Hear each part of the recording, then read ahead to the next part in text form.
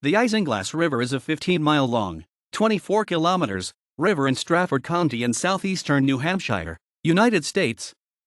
It rises at Bow Lake in the town of Strafford, but is also fed through its tributaries by Ayers, Nippo, Round and Long Ponds in Barrington. The Isinglass flows east to meet the Cocheco River below Rochester. The river is part of the Piscataqua River watershed. In History of the Town of Rochester, N.H., published 1892, author Franklin McDuffie remarks that the Isinglass River is probably named from the mica in its bed or along its banks. Isinglass is a synonym for mica, an abundance of which makes rock at the Isinglass River sparkle. The Isinglass River Management Plan is a state-supported plan implemented to protect the Isinglass River, the river corridor, and the greater Isinglass watershed. The Isinglass River is one of 15 rivers in the state of New Hampshire that are recognized for having outstanding natural and cultural resources. The state appointed a group called the Isinglass River Local Advisory Committee, IRLAC, to carry out the plan to ensure the status. Their goal is to protect the natural, recreational, cultural, and historical resources.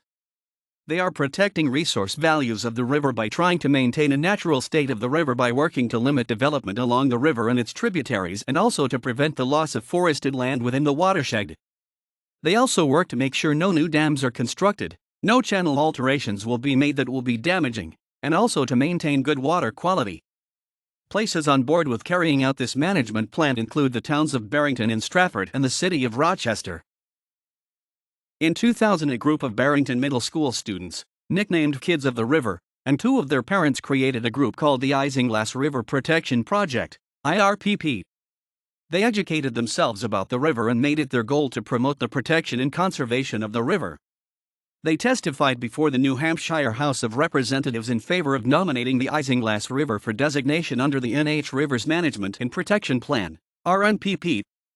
The nomination was accepted, and in 2002 the river became designated under the plan. Once the river was designated, the Isinglass River Local Advisory Committee, IRLAC, was formed and several members of the IRPP were appointed to it. After receiving a grant from the NH Coastal Program, Isinglass River Management Plan, Building Public Awareness and Support, in the spring of 2004, the IRLAC set out to inform people of the designation of the river by the state and also to show people the necessity in protecting the natural resources of the river.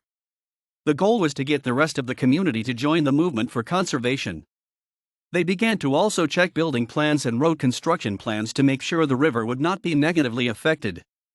They began doing water tests at several different locations, and the quality has shown to be improving over the years.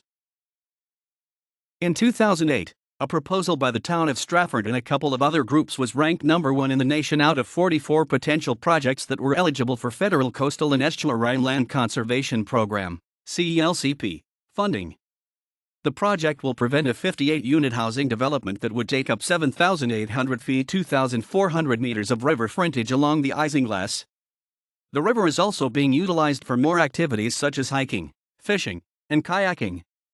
Waste Management of NH, which has an operating facility in Rochester, also has worked to create hiking trails and encourage conservation of the area. One of the waste management trails leads to Locks Falls, one of the most attractive views along the river.